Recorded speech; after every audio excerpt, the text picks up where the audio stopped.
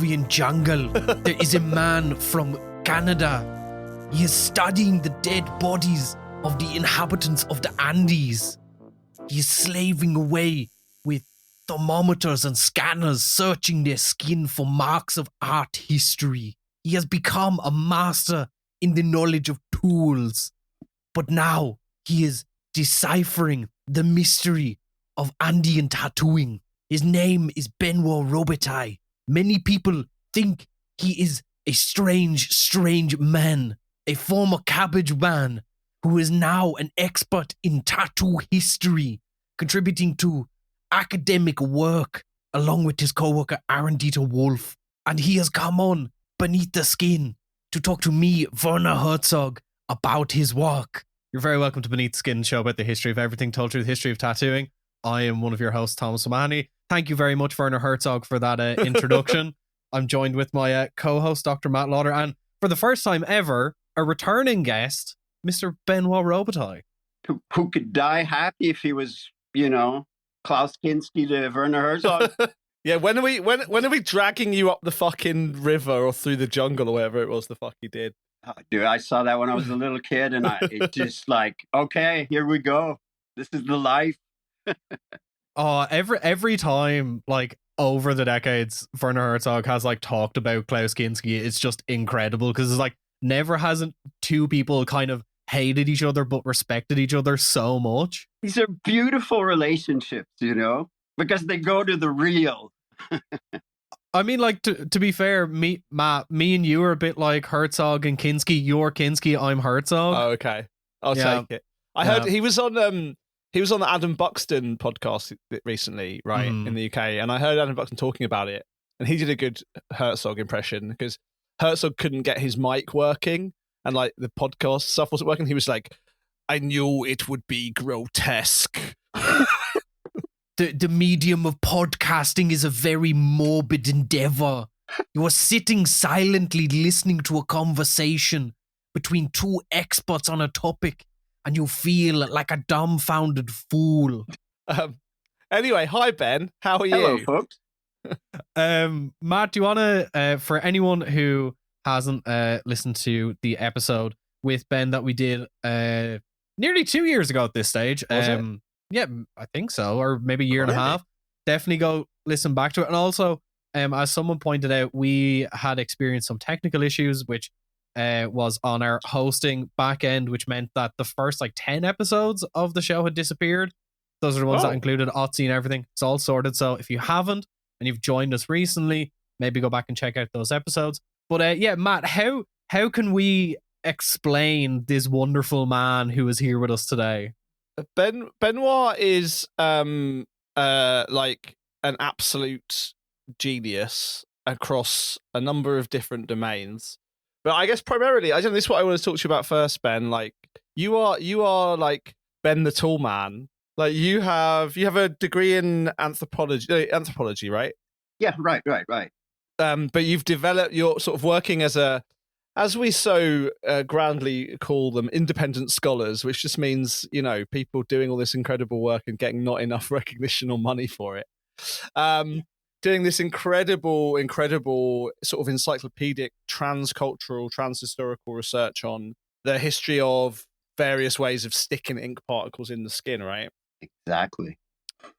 So where does your interest in tools come from initially? Like, how do you get to be the tool man? Because you've just, and we'll come to it, but you've just basically written a kind of, along with Maya and Aaron, who we've also had on the podcast, this paper called Pre-Electric Tattooing Methods and Technology, which is a kind of, summation of everything we know, everything you know, and now we know it because you've told us everything we know about tattoo tool history, and it's just this incredible sort of multidisciplinary approach. But where does your interest in tattoo tools come from, man?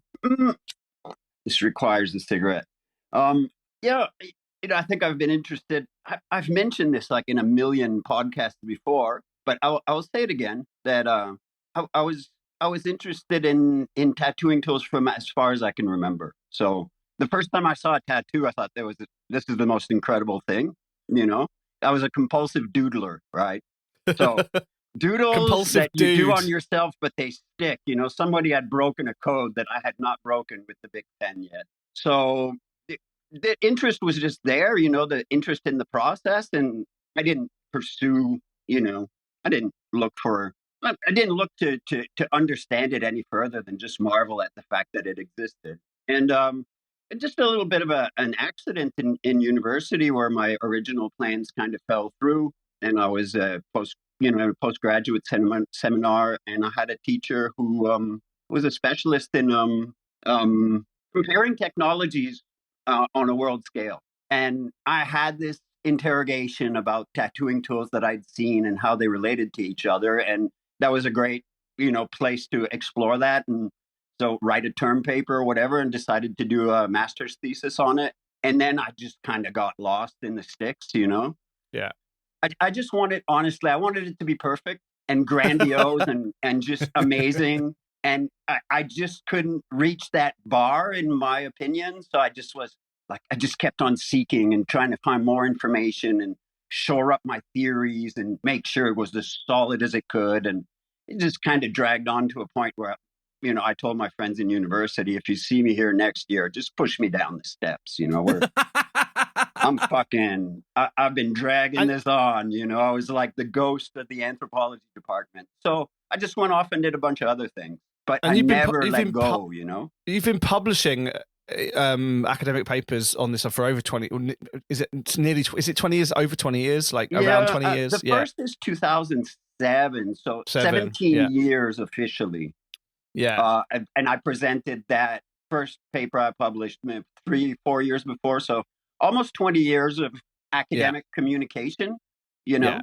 And there wasn't, I mean, going through the literature, as I have to do, like the kind of work you were doing was pretty novel. Like there wasn't really much of the kind of thing you were doing until you were doing it. I mean, there was sort of individual archaeological papers primarily, or paleoanthropology or anthropology, but actually doing this cross-cultural technological comparison of different tools and techniques across different cultures was quite novel. I mean, it's still pretty novel. You're still pretty much. I had to go, through primary sources, right? There was not, when I started writing the paper as a graduate student, I was like, okay, there doesn't appear to be anything. There's a gap in the literature, as we say, and it was a really solitary pursuit. I mean, nobody was interested, and nobody had been interested in about 100 years, because late 19th century, early 20th century, there is interest, there is a literature, but it just stops.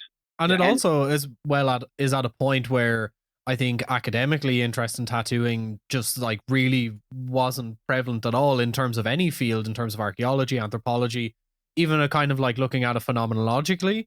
No one was really looking into it.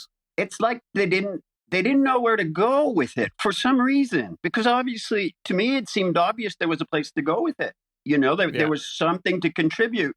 Obviously not anthropology shaking revelations, but a good little brick to add to the building of the whole story, And I was just thinking yesterday, this thing should have been written 100 years ago. Yeah. And it's in that style. I mean, from the illustrations to the way it's done, it's really fucking old school. But this is the thing, all of us, even me working in this stuff, we do end up doing stuff that is quite old school because no one's done the new school stuff yet, right? Right, so you kind of got to lay down that old school groundwork first. You got to go back to the groundwork. I mean, the other thing, and let's get on some details in a second, but like the other thing that strikes me about the way you approach the problem of tools is that actually, like, you talk about 100 years ago, right? 100 years ago, 120 years ago, at the turn of the century, there was this idea that tattooing had a kind of origin point, right? And the way that was theorized was through sort of the basic phenomenon of of the fact of putting ink in the skin, or by the design. No one had actually done what you've done and looked at technique and tool, and I think that's a much more compelling way of actually thinking about which tattoo traditions are connected or co-originating and which of them are separate, right? Well, that's a good point. And I early on, I was very curious about everything when I was working on the tools. So obviously the patterns would come out, and I'm a visual person and I like to draw. So it was compelling to me, this information, and it was there. and often way more abundant than the actual tools. But I was like, I refuse to dive into that because it's so much more complex than the tools, and also there's like, these universals, a circle, or someone's reproducing the sun. There's so much possibility for convergence and deep human psychology to explain the patterns. Whereas the tools, they were kind of like that little telling fossil behind all this, I have the French word poissonnant, like luxurious visual information that was just too much I could have never done this on patterns. You know what I mean? No. And it's a much more compelling account because I think, this sort of, desire to create typologies of tattooing is much more compelling when you look at style, look at technique rather than style. I think it's such a kind of perfect way of doing it. So and I think one thing as well that, especially like the work that both of you were doing at the time when you were kind of starting it, and I suppose saying that like it's kind of, there's that gap of 100 years where this stuff wasn't necessarily being done, is that the early stuff was done out of a kind of like an anthropological intrigue about like the kind of oddity and newness of a lot of the world, that like, okay, well, these are people that we don't really know and we don't really understand, let's study them as oddities. Whereas now, I suppose for the past nearly 20 years and maybe even before, there is this kind of both academic and sociocultural interest in presenting these people as real, fully fleshed communities and cultures that are deserving of study. But yeah, Ben and I started around the same time, and it's really that moment that gets called, from the mid to late 90s, actually probably even close to 30 years now, this corporeal turn when people are interested in bodies again. Like, I think it's not a coincidence that like most of us, whether it's me or Ben or Gemma or Anna Friedman when she was still working, Aaron, like we were all starting out our work in that early 2000s moment when there was this new kind of interest in, and that's when tattooing stopped being cool, because they let the nerds in. We let all the nerds in, and now Matt and Ben and Aaron is like, no one wants to read research papers. People just want to hear cool stories. And listen, fucking nerds, okay, but they are not the primary movers of tattooing not being cool anymore. Here's the thing, tattooing was never cool. If we use that as like an a priori law, it frees us from this, tattooing used to be cool and underground, and then we can actually look at it in a fun and interesting way. So Ben, let's talk about the typology that you've laid out. I mean, you sort of wrestled with these previous attempts at dividing tools and techniques into types. Where have you settled at now? What is your kind of latest typology, the way you sort different techniques and tools into categories? Where's that sitting? I didn't set out to. I think when I started writing this with Aaron and Maya, I didn't really see any kind of reorganization of the basic working typology that just anybody would know intuitively, and that kind of percolated up from previous work. But in the end, because I've spent 2 years thinking about it with some smart people, I think, we can divide tattooing from a technological point of view, of the way we act on the skin to introduce the pigments. I divide it into puncture tattooing, which is just making holes with a point, and incise tattooing, which is making small lines with a cut. The little holes and the incised line being the space in which we introduce the pigment. And then in puncture tattooing, I divide that into two major categories, and that's just simple puncture, which is anything with a needle sticking in the skin up and down, or relatively up and down, and subdermal tattooing, which is often in the literature called skin stitching, which is not really stitching. It's more of a form of basting, if we want to be really precise, because the thread doesn't stay. Which is also, I used to subdivide it as a different technique, but it's really puncture tattooing also. It's just that the puncture is lateral. There's an entry and exit hole. Yeah. So yeah, it's if you get an exit hole with a tattoo machine, you've gone too deep. That stroke is going through the forearm. Yeah. Christ just tried to get a really, really big palm tattoo. He didn't really want to get stigmata. You got to go deep to get that in there, otherwise it won't heal. Yeah. Right. I saw that on Reddit. So yeah, the basic division is between puncture and incision. Those are the two major forms. And then within puncture, you have, subdermal and simple puncture. And both subdermal and simple puncture can be, again, divided into distinctions based on tool form and mode of application. So we have two subtypes of subdermal tattooing, which one is the needle and thread, which is the most commonly understood. And the other one is one that we colloquially name the double poke, which involves an awl, which makes the two holes, like the sewing needle with the thread. And then a second awl with pigment on it, which acts as the thread in the needle and thread technique to introduce the pigment under the skin in a second passage through the initial puncture. And we talked to Moira about that when she was on. People can go back and listen to that episode. But that was almost a kind of unknown technology, wasn't it? Until you guys started looking at tools. Yeah. It was kind of hard to understand why they were kind of doubling up on puncture with this kind of implausible or impractical thing. And I think what we ended up understanding is that the observers, the anthropologists, and whoever else was writing these descriptions back in the day were misinterpreting the process or not necessarily seeing it directly.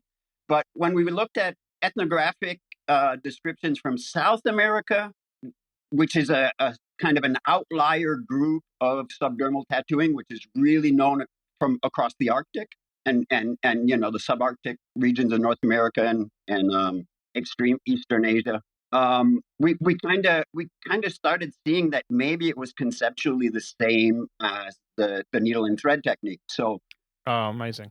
And then when we went back and looked at the text, we would be like, oh, he's seeing it, he's describing it, but sometimes we're just converting his vague understanding into something that it's not, right? Mm-hmm. Yeah.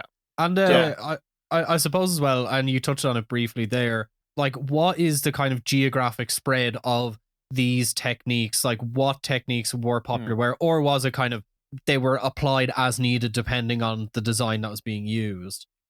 Yeah, I don't think there's like any evidence, or it's never really like crossed my radar that there would be a correlation between the types of tools used and the type of tattooing done. Mm-hmm. Apart from, I feel that we see, and it's probably an evolutionary thing where it doesn't start with a whole bunch of needles. It starts with one needle or one, thorn. But the largening, the growing in size of the tool, number of needles on a tool are probably reflect the desire to practically create a lot of coverage.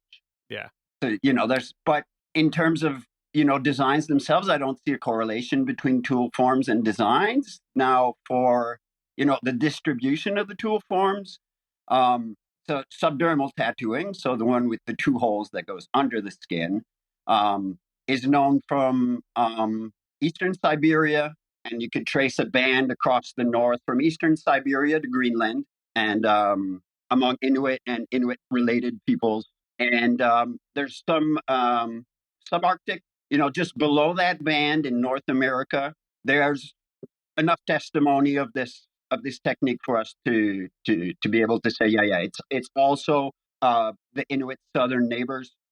They may have borrowed this in the 19th century. This is something that some anthropologists who mapped out this technique in the 1950s suggested that there was like a trickle southward to the technique during colonial times. We don't know.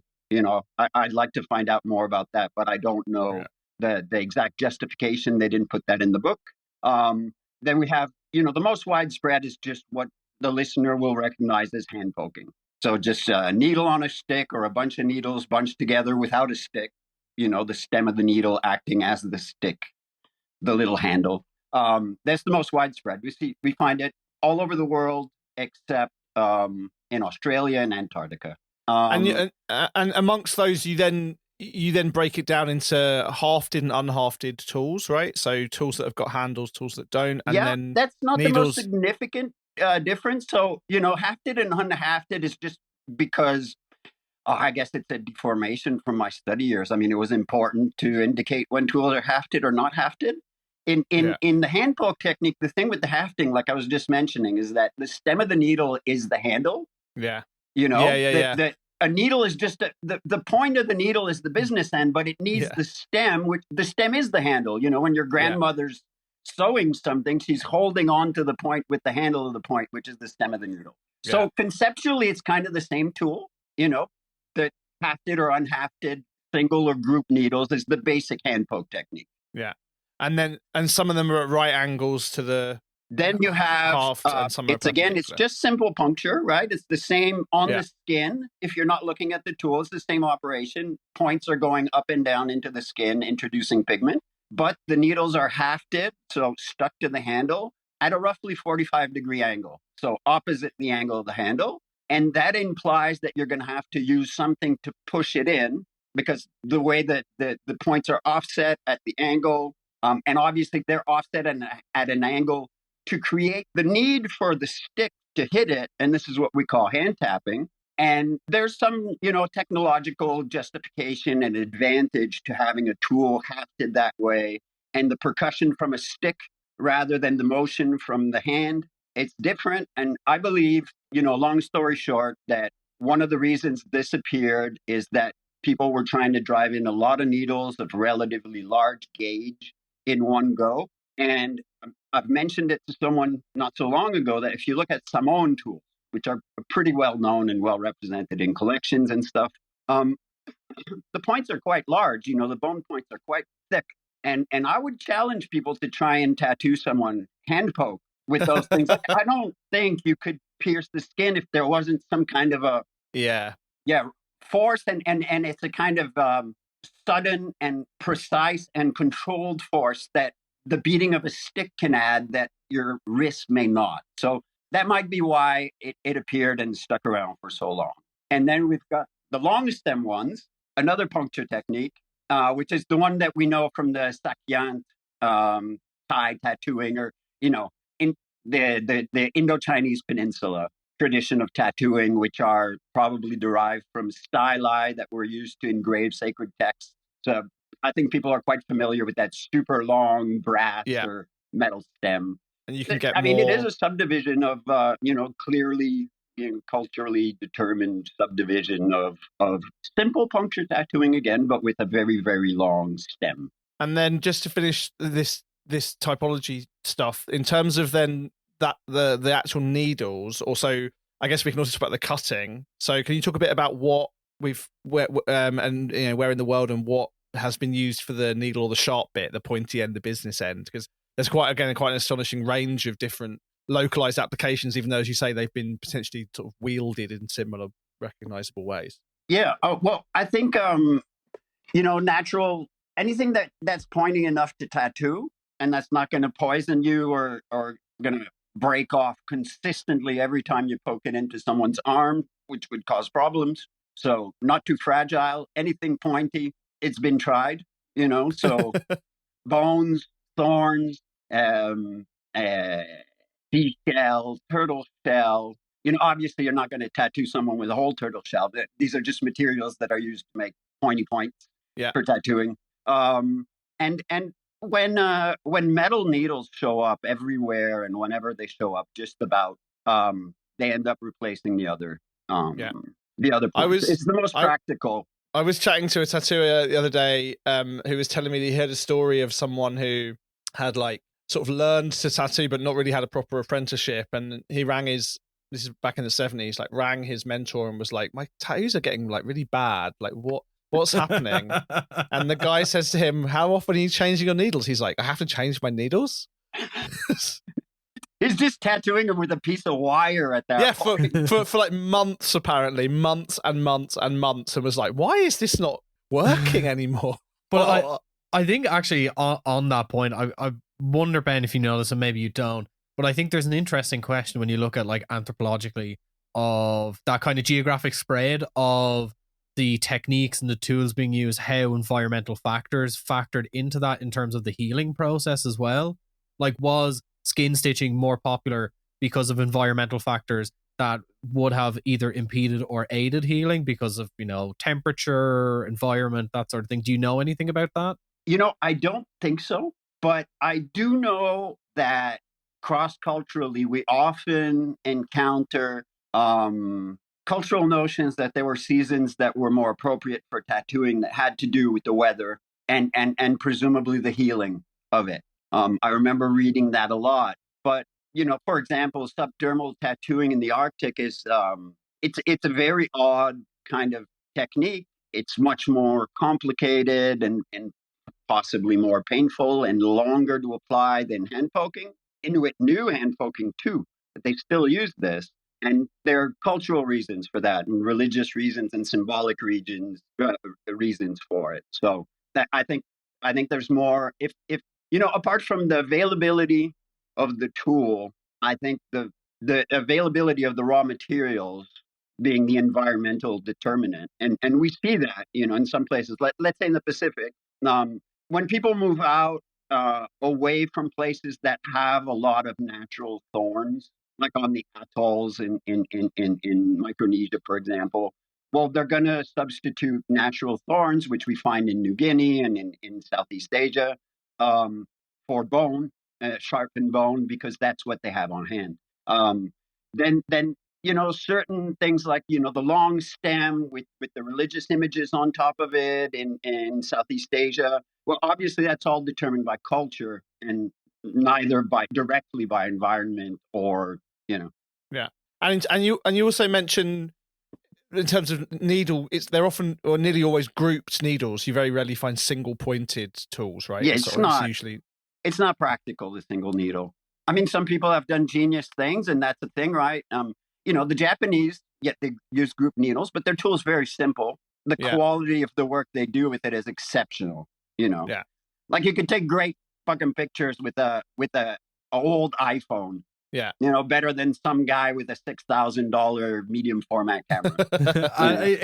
It's funny because I'm reading a lot about pre-medieval and medieval art from Africa, and particularly like bronze casting in West and Northwest Africa, and it's kind of this general held rule that the materials determine the form determines the medium, and then the art that comes out of it starts at that point of, well, what materials do we have available to make this? And obviously, like you're saying, like if there's thorns available, that's the natural thing. And it's usually, it was probably never anything intentional. It was more so, we just have this stuff. This is the most useful thing to use. Yeah. I get in other aspects of material culture, like right now I'm working in Peru on Peruvian material and, the ceramics and all sorts of other artifacts, they're like magical items. And I don't get the sense that there's so much investment in the form of tattooing tools that imbues them with, the kind of magic that the kind of effort and investment that they'll put in ceramics, for example, which are clearly, tools that are used to negotiate with the spirit world and such. With the tools, they just remain real simple. They might be imbued with a ton of magic, but we don't have like a physical expression of that. The tools overall always are very simple, apart from, a few examples like the Southeast Asian one, where all of a sudden it's almost like a religious monument in itself, And speaking of magic, I also wanted to then, and single point stuff, talk about some of the research you did with Aaron about Otzi and his tattoos, because the sort of prevailing, so for listeners, I'm sure probably know Otzi the Iceman, as he gets called, the oldest or more or less the oldest preserved tattoos we have, 5,500 years old. The prevailing literature on him since he was first sort of discovered and written, discovered in the 90s, was that his tattoos were done with a incision technique. And you and Aaron, through a combination of techniques involving microscopy and sort of this gonzo self-tattooing technique that Aaron's developed, and knowing about tattoo tools in the detail that you guys do, you've theorized, or you've kind of argued very persuasively that Otzi, these very, very old 5,500 year tattoos, were actually done by points rather than by incision, which suggests something quite interesting about the development of tattooing per se, right? So can you talk a bit about that? I mean, I know you weren't you were only one of the authors on that paper, but what's going on with Otzi? Yeah, well, just to make the precision, Yeah, so a lot of that work was really Aaron, Maya, and Daniel Rude. Yeah. Hope I pronounced his name right. Young Master Daniel, who's been a great help, and I'm working with him now on Peruvian stuff. And he's a real hard worker and got a good spirit. So, anyways, yeah, it's quite obvious given the kind of work that they did and all the discussions we've had about what are the diagnostic traces of the different tattooing techniques. Can we identify them on mummified human bodies? We were like, yeah, they're very clear, they're very obvious, and clearly Otzi was tattooed by puncture, and he wasn't tattooed by little cuts, because those little cuts are very, very visible on mummified skin. It's very diagnostic. It's once you know it, you don't need to spend an hour analyzing it. You just kind of look at the pictures and you go, yes, no, yes, no. When Aaron showed me more, this is probably maybe a good segue to the Peruvian stuff. So you've been working on this Peruvian mummy tattooing, which is done, at least some of it is done with obsidian cuts, and yeah, we're not sure if it's obsidian yet. But it's a good guess. But with incision. But looking at that, he showed me in a year and a half ago in a bar in Berlin. Very excitedly showed me the photos that he'd been taking. There is a sense that, yeah, as you said, you can see, and this is the beauty of the work, because this is sort of hyper nerdy tattoo stuff, but also it as I said, like Otzi's, we don't know anything about Otzi's cultural grouping. He's the only surviving member of that group. They're a non-literate, as far as we know, group. They don't have any other artifacts. But he's like the oldest preserved human being in existence. And to understand something about his creative life is like astonishing, and tells us something about the paleoanthropology and of all of us. And I think like the fact that through the work that you and Aaron and Maya and Danny and Aurelia and the others have been able to do, now you can look at an artifact, an object, a pointy thing in a museum and say, actually, maybe this was used for tattooing and not net making or leather making, or used for tattooing as well, or not used for tattooing, is actually really important in understanding the development of human life. I mean, Aaron with his work looking at tattoo tools, antedated tattooing in North America by 1,000 years.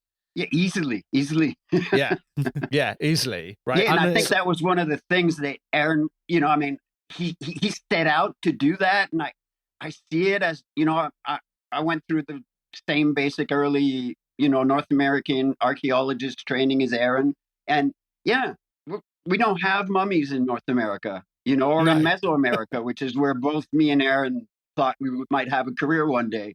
So we were like, well, what are the correlates then? Well, tools could be good, but then we'd look at the literature and it was all like, anything pointy, people just throwing guesses out. And Aaron just did, archaeological due diligence. And now we have this tool where, sometimes we can identify these pointy things that are very old and be like, yeah, well, seems like this is a material marker for tattooing in absence of, the smoking gun, which is always the tattooed body. And it's taken your understanding of this, because you know about tattooing and have been around tattoos for so long, is part of it, right? That you understand what a tattoo looks like, how a tattoo works, how a tattoo feels, what it takes to do a tattoo, et cetera, like that kind of like proximate knowledge is really, really a huge key to the kind of work that you're able to do, right? Yeah, in the technological aspect, for sure. And I still laugh to myself at for all the proximity I had to tattooing and, seeing it from young and going to tattoo shops with my friends. I'm not a tattooer, and I would have these conversations with Maya, and sometimes she just started laughing at me with my theories. And she'd be like, exactly how many decades into being a tattooer are you, dude? And just like sometimes it was so much fun, It's just the best tell-off you could ever imagine, because I was just learning, There's very little ego in this game at this point. Yeah, we realize. It's just like, if I could learn, I'm happy to learn. And I think before we move on to talk about the previous stuff in detail, I also wanted to quickly talk about something that I wanted to ask you about. When I was in Berlin, Caro, who's also been on the show, Caro Lai, showed me the really bonkers like custom cartridges from like these company called Ink Claw. Yeah. Have you seen this? Yeah, I follow all that crazy shit. Yeah, those so I'm sure a lot of people listening do know this, especially if you're into kind of like the Berlin blackwork style. But when you see people that produce that large scale blackwork that looks like it's painterly and variants on it, they are done now with like custom needle groupings. Primarily, I'm sure there are other companies, but the ones that I was looking at or that Caro showed me were by this company called Ink Claw. But and they make their own too. I know they Caro make their own, and weird guys. I've seen a guy in Italy, and he's got these needle groups that are like a clover, a cross, pentagrams. You know? Yeah, and they end up being this. You and I've talked about stamping and the kind of tattoo stamps, which is a kind of a variant of the incision stuff, I suppose. Which isn't, I don't think, is actually attested in any way other than it's a variant of puncture. It's not a variant of incision because it's made with needles. The stamp is a drawing. I see what you mean. Needles. Okay, yeah. Okay, but I did think that those new or those kind of custom cartridges or those custom needle groupings are so interesting in terms of the link, as you said, between design and it all comes back to tools. It all comes back to tools. There's such an interesting ebullience of experimentation with the technology. You know, to me, I see a continuity with the tools that I studied. I mean, I made a cutoff point at electricity. Yeah, because you it's science. I mean, you don't write about the whole universe. You choose a sector of the sky and let people add bits to it until we have the full picture. So I cut it off at electricity, but I see continuity, like literally tradition. Yeah. These old traditions live in all this modern craziness. It's still there. I always joke that at conventions, you know, it's less the case now, but back in the day at conventions, right, you'd go and they'd have the hand tapping area and it'd be people in traditional clothing and dress and, you know, Hawaiians and Polynesian and stuff. I think in the hand tapping, if any conventions still have them, in the hand tapping traditional, there should be a guy in a white coat, like dressed like George Burchett. I've heard you say that before. It's an image that I love. And I mean, you know, that coked out guy with dreadlocks who's hand tapping. No. You should be the white doctor guy in the suit. Yeah. This is not your costume. You're dressed as a fireman. You're not a fireman. I think I want to say to you, Ben, as well, as this is going to be a transition into talking about the Peru stuff. I suppose the last point on Otzi, and we talked about this before. Like, you have done such incredible illustrations of Otzi that we've talked about. That, like, I think a lot of the times when we talk about Otzi, both either academically or in a kind of pop culture historical sense, we kind of lose the humanity that he had when he lived, but also should be treated with in his death, and as he becomes a subject of study, and that kind of, some people will argue whether that's important or not in a historical sense and a historical research sense. But you did an incredible illustration of Otzi as if he was dancing, and I found that it was so beautiful, and it really struck me is that, like, this is the first time I've ever really seen him kind of portrayed as a person and not in a speculative sense of trying to figure out what his life was like, what his culture was like, but you imagined him as he is now as a person. I found that really touching. But you've also applied that to the research that you are doing in Peru as well. Like, your illustrations of like Peruvian pottery ware, of the tattoos, is just incredible. And I think it's a great visual learning guide for anyone who's curious about it. But I think, let's talk about the stuff that's going on in Peru. Well, I mean, just before we hit Peru, and you know, it is a segue too. I'm really touched that you noticed that, because there's real intent there. You're the first person who ever mentions it. And it didn't start as intent, you know, it was just my aesthetic kind of thing. And I was like, well, we've seen Otzi a million times in the way that he is in the museum or the way he was found in the glacier. And I was like, well, you know, illustration is always a jump. And so when you see like the illustrations I did for the tools thing, there's all nice black, you know, outline, you know, kind of pen and ink style. But that's not what those tools actually look like. they're not black, and they're not black and white. And so why can't we mess around with colors now that we have the ability to mess with colors? So anyways, I was just drawing Otzi because I had something to do with Aaron about it, and wanted to show him, and how do we represent him. And I started thinking, I want to make him human and alive, and also give him a measure of dignity. I think illustration, and this, really touches on the whole Peru thing. Illustration may be a really important key that allows us to present these human remains and these dead people. They're not mummies. They're really people who lived and had lives and were cared for in a dignified way, as dignified as possible. And the kind of autopsy table pictures sometimes, they give me the willies. Yeah. It kind of, sometimes it really hits you. With the Peru stuff, I've had moments that I've never had as an archaeologist or anthropologist, where like I just need to catch my breath. Like it's like a kick in the stomach. Not just, okay, I'm looking at all these dead people who lived, but just the material and the story of it. And it's really been like an exceptional kind of thing that just kind of popped up. I studied in Peru. I'm familiar with Andean archaeology, and I learned in Peru when I was studying there that all that stuff we thought might be tattoos on the pottery and stuff, that's all painting, Ben. And so I studied in the north of Peru, so you could kind of cut down the area in Peru where you find tattoos into the north, the center, and the south along the coast. So I studied up north, and right now I'm working only on material from center and south. And one of the reasons I'm holding back is that I'm so brainwashed that I'm still looking at it, and I still hear the voices of these people that have immense respect for, telling me either they're not tattoos, Ben, they're painting, or Ben, this is a question that will never be resolved.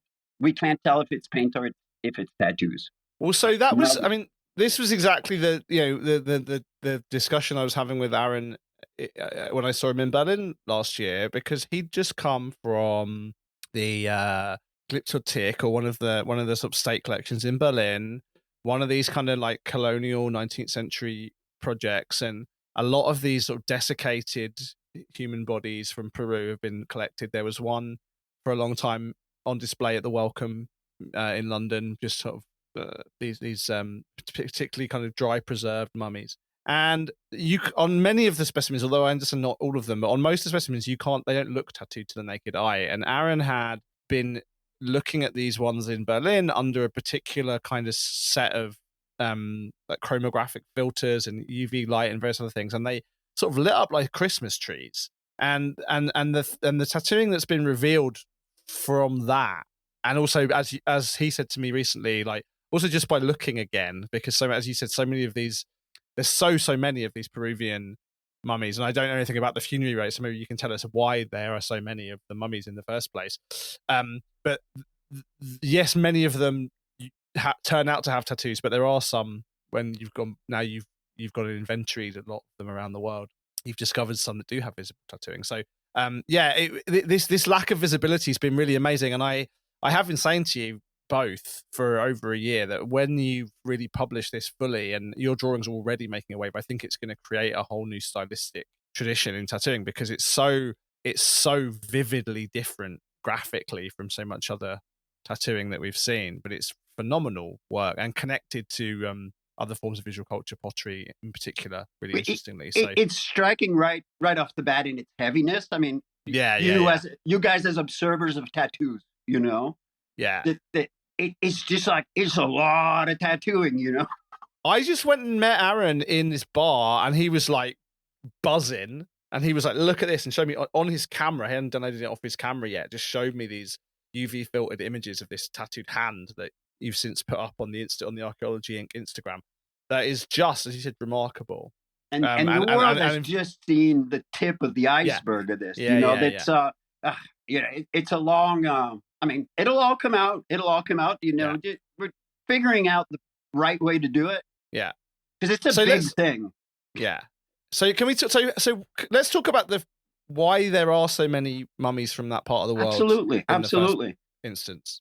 Well, the environment, yeah, the land decides, what the course of cultures. Now, I've been taught this, and it works. Yeah. So follow the land.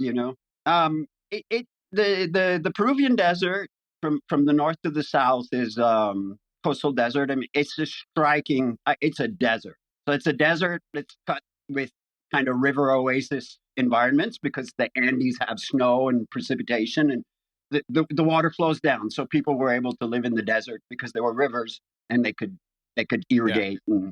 And there was the ocean, right? And the ocean in Peru is extraordinarily rich. So early civilization in Peru is based in large part on exploiting marine resources. So they're really ocean people and desert people. The desert, by its dryness, has a tendency to naturally preserve human remains. So that would be we know that we know that from pre-dynastic Egypt, for example. Yeah, right. Or Central Sudan. Asia, in the Western China, whatever. So when there's desert, you tend to get preserved bodies. North of Mexico is the same. And there's also as well the kind of pertinent question that happens when examining civilizations throughout history as well, that like there are always central questions in civilizations in terms of food security, water security, sanitation, and disposal of the dead. And obviously pre 18th 17th century, we didn't have these standardized methods for preserving the dead, so it really depended on your environment. Like if you look at in India, the Gujaratis would place bodies in these large open air temples where the remains will be eaten away by vultures. Obviously, if you're in a dry kind of arid area such as Egypt or in the deserts in Peru, the main method of disposal of body is going to be natural mummification or prepared mummification in some cases. So what happens in Peru and into Chile also, where the desert is even more desertic, I think people must have, seen that the bodies were being preserved, and the preserved bodies entered into cultural practice. So they were not just put away. And then through a variety of processes, they artificially preserved them on top of the natural preservation. So through smoking. Smoking is a troublesome one because it really darkens the mummies. And those are some of the ones that Aaron's magic camera really does a good job on, because it'll make the tattoos shine through the smoky darkness. And how old are we talking for most of them? What's the date range? These mummified human remains with tattoos range from 2,500 years ago up until the 16th, early 16th century. And the collection that we're studying, and which is the vast majority of tattooed human remains we have from Peru are from the central coast. So around Lima, around the capital city. There's reasons for that too. And they date from what they call the late intermediate period, which is from AD 1000 to 1500, or maybe 1550. People keep on tattooing after the Spanish arrive for a bit, and then it dies out completely. But to answer Matt's question about why there are so many, it's not just the environment. So in the central, particularly on the central coast around Lima, there's two cultures, the Istma and the Chancay. The Chancay are the ones that they're much better known than the Istma for a variety of reasons, but they're neighboring cultures that share a lot. And what we know of the Chancay is that they invested a tremendous amount of, economy, productivity into rituals surrounding the dead. So producing, hundreds of ceramics for a relatively ordinary tomb, wrapping the dead in several layers of extraordinarily fine textiles, which represented a huge investment in time and labor for every dead person. And they would bury them in these necropoli, so these vast cemeteries. And our understanding of this, and these practices continue in the Andes, in the mountains today, where indigenous culture is still very much alive, where it isn't on the coast anymore around Lima. The coastal culture, there's tons of indigenous people in Lima, but they're from the mountains, the living indigenous culture. that still practices the old religious ways. And there's this notion of transforming the living person as he dies into an ancestor. And this ancestor continues to live among the living, and he becomes some kind of intermediary between the spirits and the gods and nature and the people. So from a very materialistic point of view, you could say they're like a tool. It's like a technology to interact with the invisible world, which is absolutely crucial in maintaining life cycles, fertility, the continuation of the world. So because they were so invested in their dead, because it was dry, well, we have so many of these dead with preserved tattoos on them that happen to have preserved tattoos on them. And the thing is that why we have so many from around Lima is part of the collection process. So in the 19th century, people discovered these vast cemeteries, like just outside of Lima, at a place where people would go to vacation. So it's like the balneario is like, like Brighton. So Woody's going to set up a convention in Lima next. They built a railroad to this place called Ancon, which is like a 20-minute drive from Lima today. And people would go there for the weekends and stuff and just hang out at the beach. And there was this vast necropolis in the back. And so people would go, and it was a thing to do on a Sunday afternoon in elite Lima society. It was to go and dig out the cool textiles wrapping up the dead people and fill your house with it. Well, because there's also these amazing, like this, what is it called? Moche? The Moche is the culture to the north. Yeah, so that's in the north. That would be North Coast, and we have much fewer tattoos from the Moche because it rains a bit more, and they buried their dead flat on their backs. Right, and that makes a big difference. Yeah, but a lot of the central ones are kind of curled up, right? Right. It's the classic curled up mummy. Yeah. And but there's this huge, as you said, this amazing kind of artifactual history of ceramics. A lot of anthropomorphic figures with paintings and designs on them that, as you said, have been theorized for so long to not be tattoos, and then you've been able to now compare. Yeah, now we know because of corroboration with the mummies that a lot of what I was taught was painting is highly likely to be tattooing. Incredible.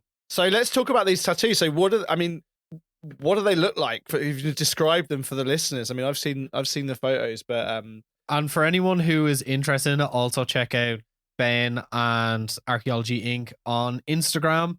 You've done such like incredible renderings of both what these look like as flat lay designs, but also like on the actual bodies, which, to bring it back to my point earlier about your depiction of Otzi, like makes them feel more alive, but also gives dignity to their role in these people's lives.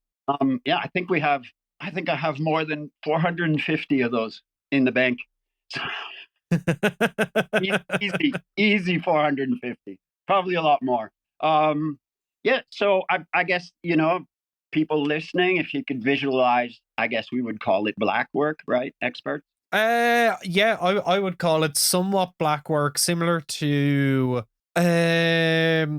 ironically, it's like it's much closer to the way I would consider like decorative knotwork in kind of Iron Age Ireland, where like the interweaving lines are used as a kind of interlocking pattern. It's black work, but it looks, I don't think it's anthropologically, archaeologically detected, but it looks much more like the kind of things that people have seen from Central Europe in terms of those traditions, rather than, let's say, Fiji or Samoa or the Cook Islands. I find that there's I find that there's a not a similarity, but there's something that kind of says, Pacific tattooing. If you look at world traditions, just in terms of the amount of coverage and the amount of black. Mm-hmm.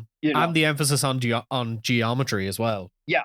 So, how do we define the content or the themes? Well, the content is like, as Thomas said, a lot of geometric patterns that are basically sacred Andean cosmological patterns that we find elsewhere. And some of them we found throughout the Americas forever. Just very kind of basic, old, sacred geometry, we could call it. And then a lot of fish, a lot of birds, which we're pretty sure are mostly seabirds, shorebirds and seabirds, diving birds, because they have symbolic value. Penguins, you think, right? Or is there an argument about whether they're penguins? I'm quite sure they're penguins in the tattoos. And I like to send Aaron, mashups where I'll show a picture of 3 penguins and then a tattoo the same, or some diving boobies and then the tattoos the same. It's an interesting exercise to try and identify species, but I think, if we could just generally get around to understanding the general zoological category. So, we have diving birds and we have fish.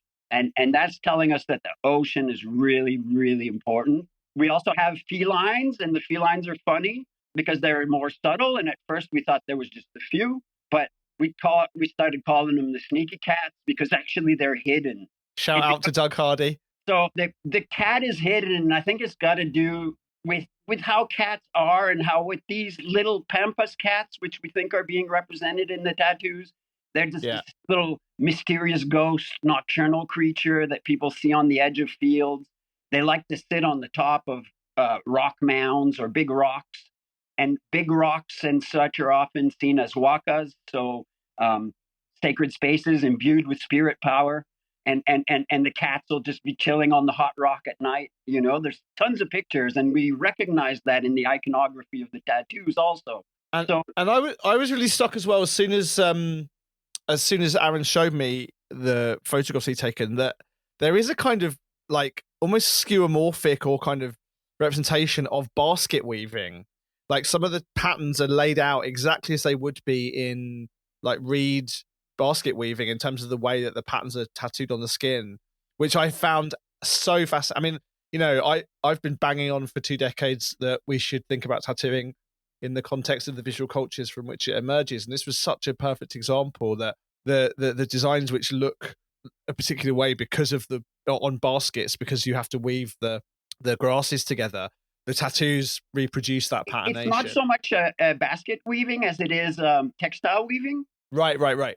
And what's really fascinating about that, we've been diving quite deep into that because everybody's struck by it. I know Danny and Aaron, when they were in the museum in Berlin, they would walk out and go, damn, the drawings and the tattoos are up there on those weavings. Yeah. They would see it immediately. Yeah. So what's really fascinating about that is that you have the weavings, and you also have a painting tradition. The painting tradition, I showed Danny, and he was like, I can't believe it's the same culture. It seems to be clearly a different specialist group that does the painting. So almost the iconography is a little bit the same. The style and the care in it are completely different. But so what we're seeing is that the tattoo designs are mostly found in the textiles, very precisely, and in the way they interact. It seems to be the same repertoire, and because they're applied with that kind of like a printer, right? It's one line stacking on top of each other, just like you stack the threads on the loom. And so this is leading us to think a couple of things, and one of them is that the people who tattooed were weavers, right? And it's fascinating. I've seen this in Guatemala too. They don't use a guide drawing, right? It's all mathematical formula. They build up these very precise designs based on formulas. And it's really interesting in the sense that the one thing that I have been really impressed with is not only like the intricacy of the designs, but the scale as well. Like the scales of like going from like small, more individual designs to like larger pieces that stretch the whole of a limb. And it's like you said, with like the textiles, it almost has this almost in the same way that the textiles of the period and the location feel very architectural in a way. The tattoos feel that way too, like extremely structured, extremely considered, both flowing with the body and with the overall design. And like you're saying, the people who were probably the tattooers were the weavers. It shows like a very high level of skill and specificity in what they were doing. So it's obviously the people who were doing these were specialists in this.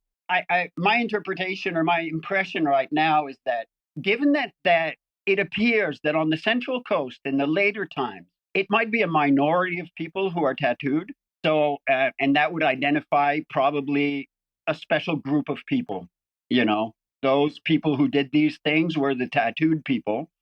And since we have this intuition and some evidence through the iconography and the way the tattoos are constructed that the tattooed people were also weavers.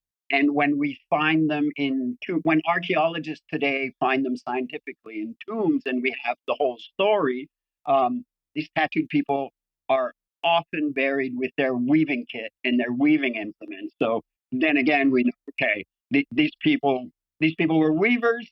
And my impression is that tattooing was a specialty, but probably a part-time specialty of a full-time weaver. Or, as Peru goes, these people also farmed and stuff, but they had a principal occupation, which was weaving.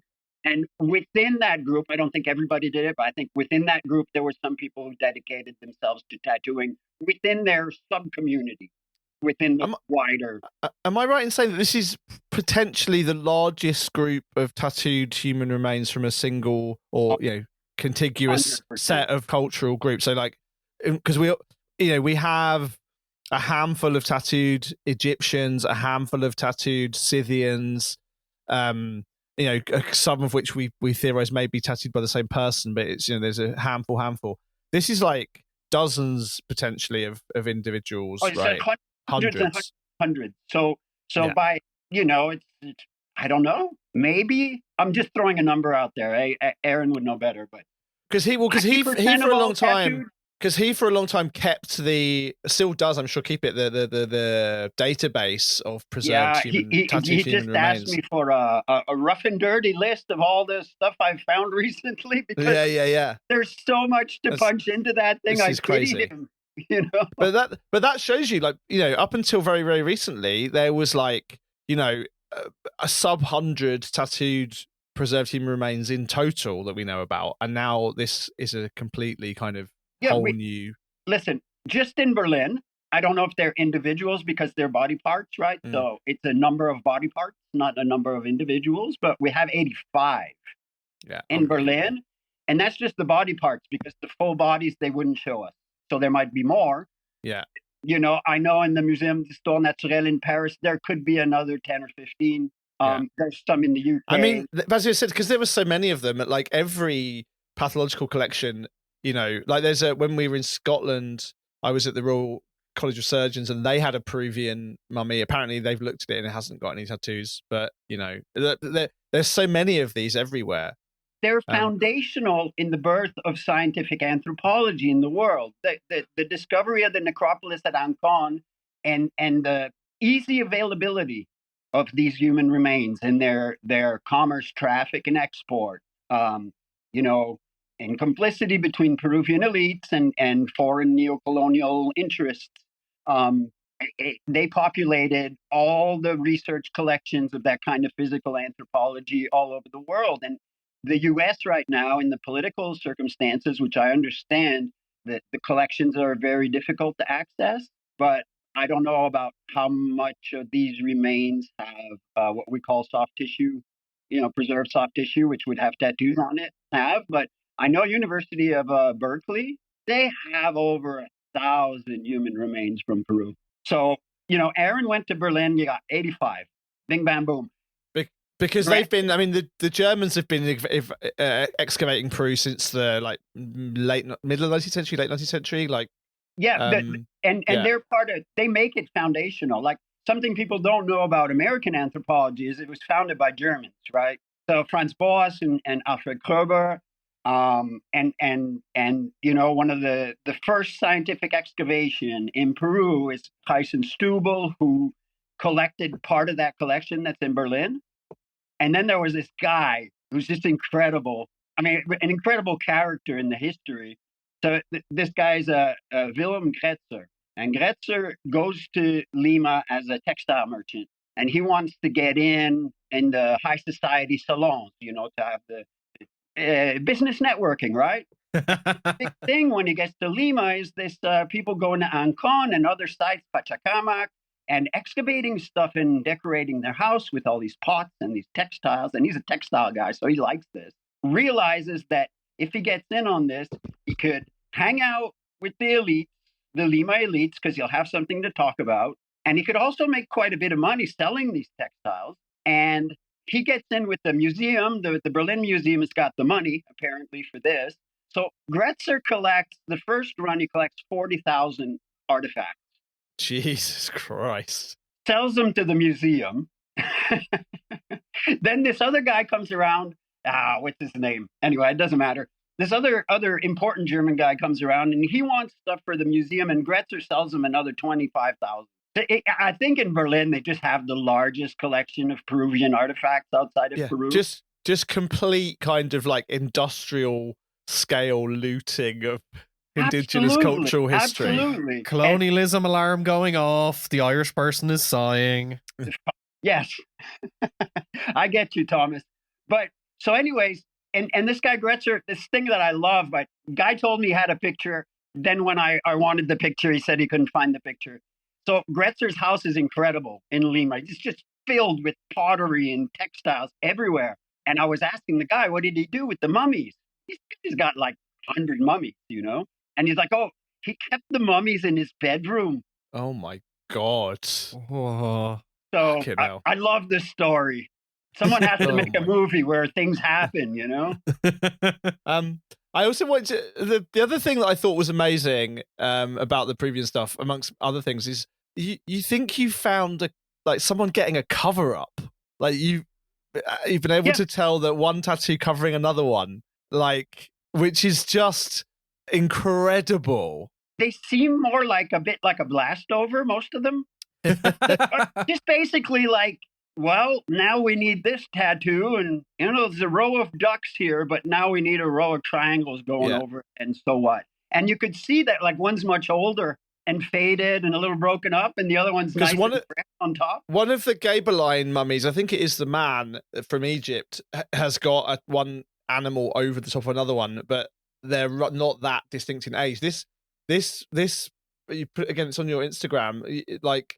This individual's just, as you said, just had a blast over, which is really complicated in terms of thinking about tattooing and social signification and tattooing and aesthetic. Like, would a kind of like denominational tattoo, for example, or a rank tattoo or an affiliative tattoo be covered up if you changed rank or affiliation? Like, maybe it's really complicated, but so cool. Maybe he associated or they associated ducks with an ex-partner and they broke up. It was the first ever covering up someone's name. There's two things here. So I think we have to understand these tattoos as, I think, and it's as an anthropologist, I think the fundamental like line of, I don't know, working hypothesis for tattooing is not so much that it's primarily a mark of identity or of a social status. It's got much more to do with religious belief and practice. And so when you see the tattoos on the arms, they're in some way, my interpretation is that they're an instrument. Like if you read Maya's chapter in the Oxford Handbook on amuletic tattooing among the Inuit, and I think a lot of the things she says there could probably apply to much of the old tattooing traditions that we know. And my interpretation is that these Peruvian tattoos are somehow amuletic in a wide sense. So not only to protect you, but also to draw assistance from the invisible world, the spirit world. And as such, they become an instrument for negotiating with the spirit world. Somehow they are of help. So when you superpose a pattern over another, I mean, there's two things here again. One is that it doesn't negate the other one, right? They still double up. Yeah. And I remember asking Maya about like, why repeat the patterns? Like, what does that do? And she's like, because more is better. Yeah. More is more spiritual. Up. You see these Siberian shamans, they got like 150 amulets around their neck. And it's like, this guy's got the powers, So that doubling up and stuff is just like, I don't think they saw it as a problem, but there's a thing where there's this quite rare, but we see them. There's black circles. And when I peer into these big black circles, sometimes I feel I'm seeing something underneath. And sometimes the people have their whole arm done up in these black circles, like you had put an 8-ball over every damn tattoo you got on your arm. And I'm like, maybe this is a magical practice or a ritual practice that is negating whatever they had on there before, like extinguishing it for some reason. And then, I mean, we could speculate forever whether that was imposed or that was a personal choice, or we know next to nothing about the religion on the Central Coast. Yeah. The Spaniards came and they were just like, we don't care. You guys are 98% dead anyways. Fuck off. You're weird. We'll throw your idols into the ocean, whatever. And they write 4 lines about them worshiping a mountain. And I wanted to ask as well, maybe it's a bit of a redundant question, maybe you don't know, or maybe it's a very obvious answer, but what pigments were they using in the tattooing? Like, obviously, for the vast majority obviously all of them that you've seen, they're all black, but that could be a degradation of ink and it looks more black over time. But do you know what was being used? There's been some work, some analysis, some spectrographic or chromatographic analysis, and I feel silly because I don't know. It's like there's an oxide, ferrous oxide, manganese oxide. Anyway, there's some black mineral pigments that could have been used, and most likely, and I think they've kind of seen that in some of the tests. So I'm not certain, but soot, always soot, smoke black. Yeah. Black is the classic ground up carbon. There was theorizing about people using hagua. So I don't know if you guys are familiar with hagua. It's kind of like the South American henna. So it gives a black, semi-permanent, persistent but not permanent mark on the body. And it is widely used in Southern Central America and South America to this day. And there was some theorizing that some of the tattoos on the coast had been done with hagua. So we gonzoed that into the grave. We should publish it one day. So we ran a little test and tattooed ourselves, recreated traditional inks from the Amazon, using fucking burnt tree resins from the Amazon and burnt rubber, which is an Amazonian plant also, which they use. People will tell you burnt tire makes great soot for ink. Yeah. But burnt latex from an Amazon forest tree doesn't have all the insane toxins that the tire has. So we did this and we compared side by side a bunch of traditional inks with hagua and with hagua mixed with soot from different resins and rubber. And it lasts for about a year, the hagua tattoo, but it fades. So I'm highly doubting that they used hagua to tattoo on the Peruvian coast. Mm-hmm. And I suppose, like, as we're kind of drawing to a close, I wanted to ask less a question specifically about the tattoos and about the mummies and about more so about you and how do you feel seeing these and interacting with these bodies of people who obviously lived very full and complex lives, but also like something that is historically important and hasn't really been studied for ever really, and these things that were so important to these people both spiritually, culturally, socially. How do you feel about seeing these things and be now this history that was kind of disconnected from popular thought and the world for so long being I suppose the kind of next link in that chain of these people who were forgotten about? Yeah, the word that comes to mind is just love. I feel love. It's not something I went into feeling. Like, when I heard about these mummies at first, Aaron was sending me, he was in the bar with Matt, and he was sending me these fucking pictures. And I was like, dude, I'm doing something else, I told you guys before, I was like, no patterns. I'm not doing patterns. And I didn't even open the big file he sent me, and finally when I did, I just dove in and I was like, oh my God, well, I'm just sliding down this slope and there's no stopping it. But when I saw them in the pictures, they were pictures of stuff in a museum and I was trying to figure it out. And it's kind of giving me a headache, but I enjoyed it and went through the whole thing. And we went to Peru. And again, Aaron was like, hey, want to come to Peru? I was like, yeah, maybe. Not super into it. But I got to Peru. I felt like I was at home. I have a long relationship with Latin America, with indigenous people in Latin America. It's close to my heart. And when we got with the mummies, it was just like right away, I felt love and I felt responsibility. like I feel a big responsibility. I mean, who am I to feel this responsibility? Well, and these things have been put in my path over and over and over again, and the door is always wide open. And I had really nice experiences with people in Peru also who made me feel like, if you could help us with this, we appreciate it. And, I feel it from the mummies, and I felt it from the people who worked in the museums, and I felt it from the people who came to hear us speak and stuff that, so yeah, I feel love and responsibility, which I guess is kind of like, what you feel with family. So it's a little odd. You've had a really positive reaction from tattooers in Peru, but from the Peruvian museums as well, right? Like the response to the work back in Peru has been really positive. Yeah. Yeah. Nobody, nobody trying to hold us back. I guess maybe it was a bit of a worry. It wasn't a huge worry. I mean, I'll do something else. I don't want to impose myself on anybody or in anything. But yeah, I have contacts. I've known people in Peru from a long time, and I know Aaron was talking to the right people too, so that helped. And I mean, just the general reaction. There's a hunger. Peru is in an odd state, especially on the coast. The indigenous culture of the coast is not there anymore, but there's this kind of Andean spirituality that's floating around, and people are trying to connect that into the modern world and stuff. And I saw that some people kind of saw this as just another string to the bow, or another thing along that current that just helping them forge a modern cultural identity.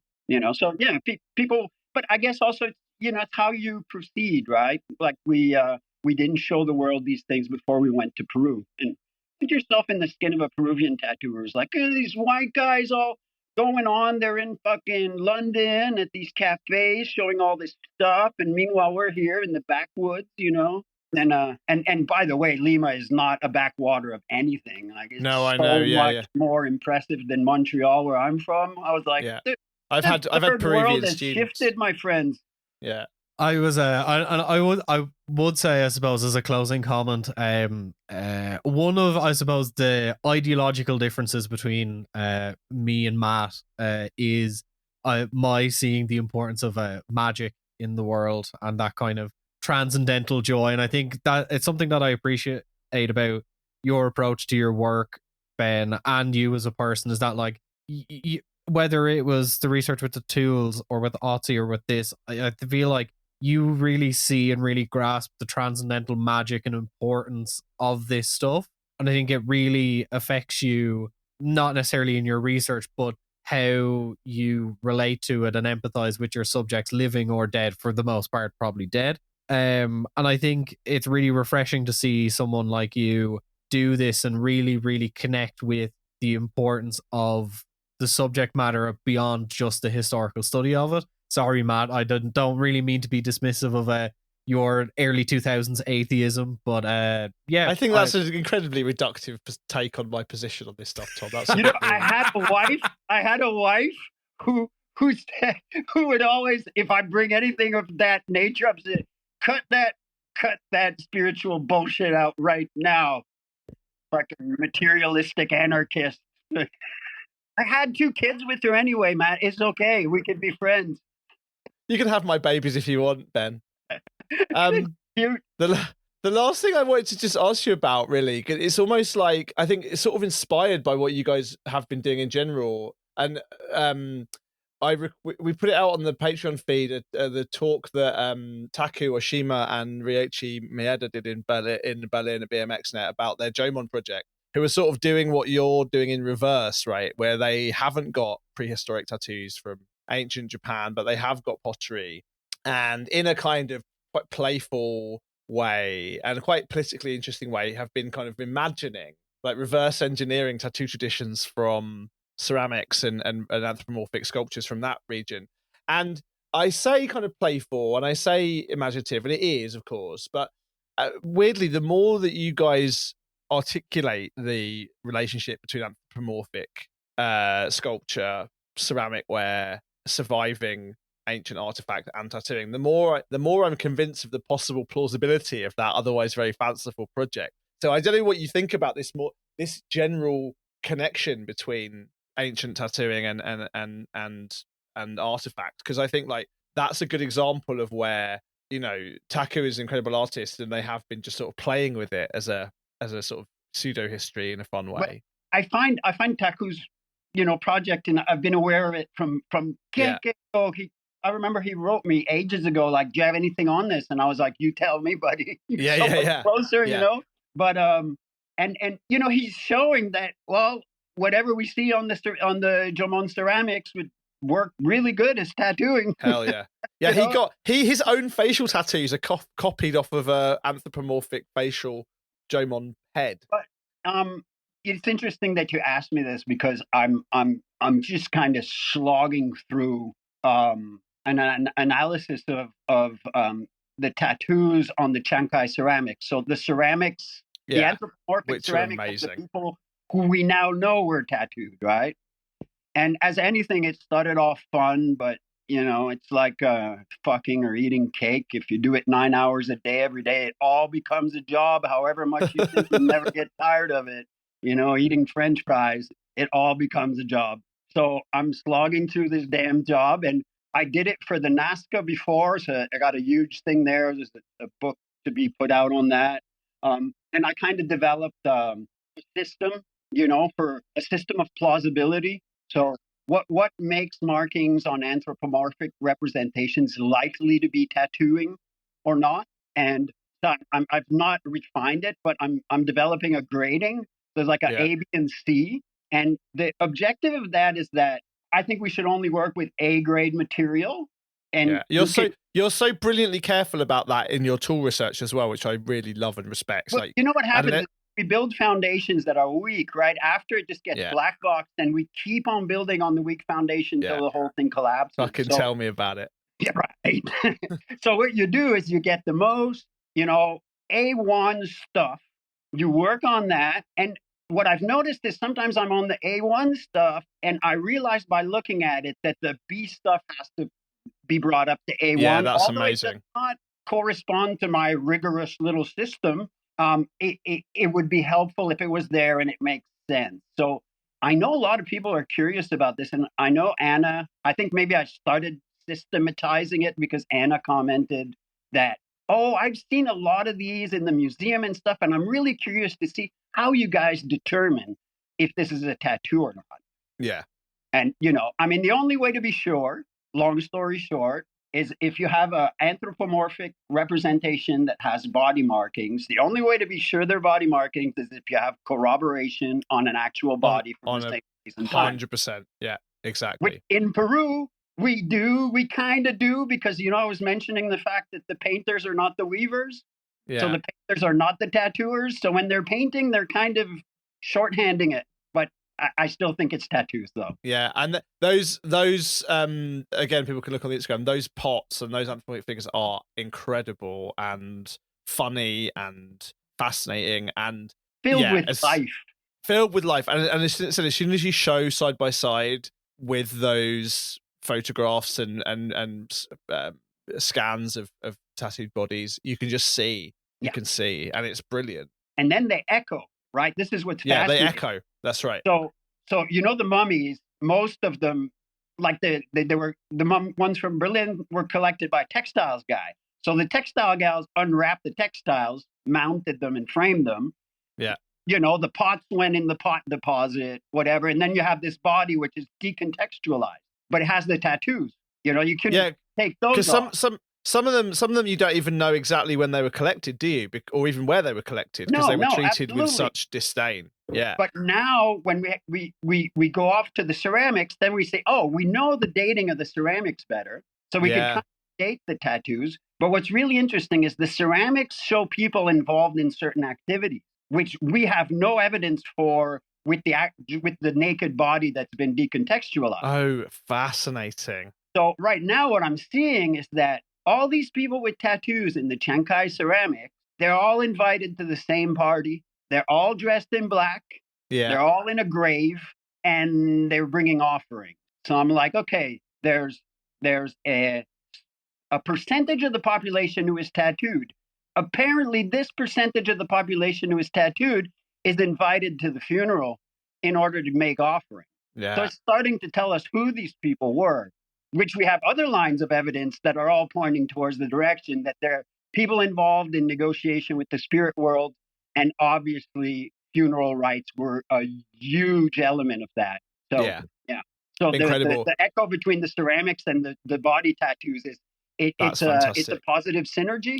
And that's the kind of thing that generations of people before us have just kind of almost made up or speculated without evidence. And so and that's why it would always end up a dead end, right? You were mentioning it early on, you know, there's these hundreds of tattooed bodies in Peru. We've known about them for 100 years. They were described, everything.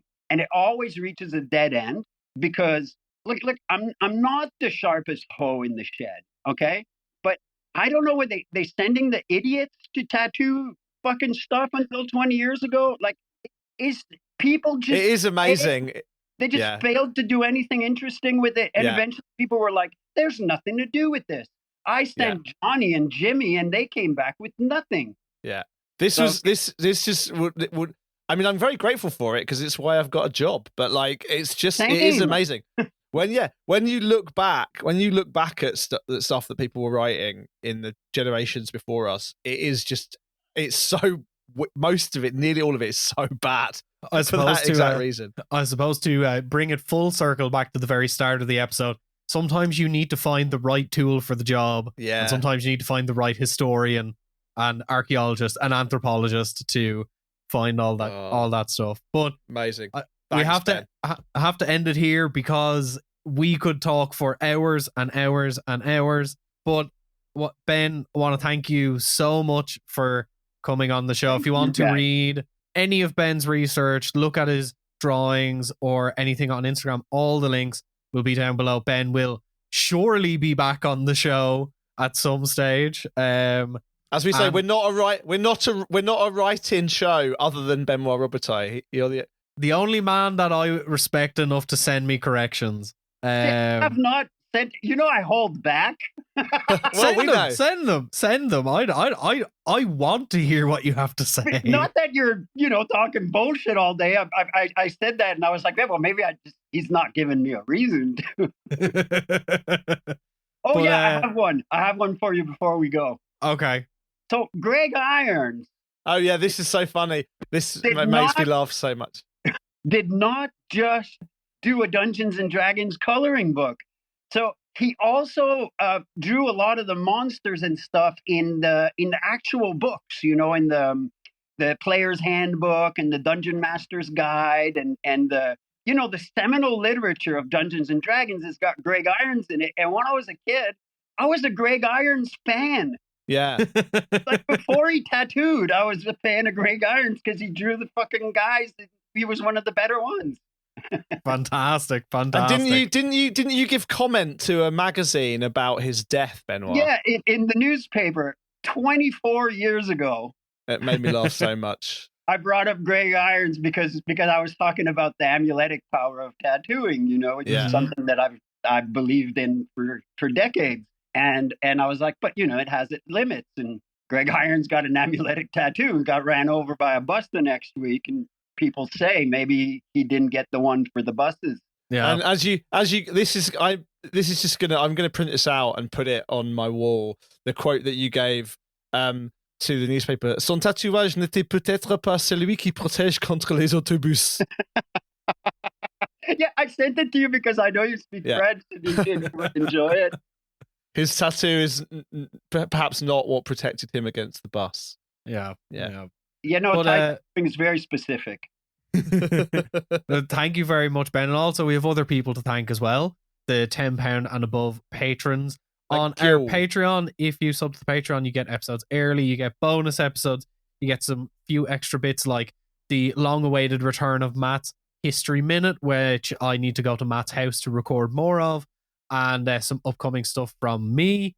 So without further ado, it is thank you to Roy Hoxema, Morpheus Ravenna, Chris Block, Charlie Lightning, Shit Jesus, Seb Lewis, Reed Ford, and Kirsten Wright, Kathleen Burkhardt, James Schick, Eric Wynn, Dylan, Casey Wardell, and Kaya Delos Reyes. Thank you very much. And remember, if you enjoyed the show and you're not yet a subscriber, we have nearly 2.5 years, no, over 2 years worth of bonus episodes on the Patreon. We have some interesting stuff there. And also, if you subscribe at the £15 tier, not right now, you'll get a copy of Painted People. And come November, when Matt's new book is released, you will get a copy of Matt's new book. So with that in mind, check us out on Instagram at Beneath the Skin Pod. And it's thank you and goodbye from me. Bye from me as well. And thank you, Benoit. Thank you all.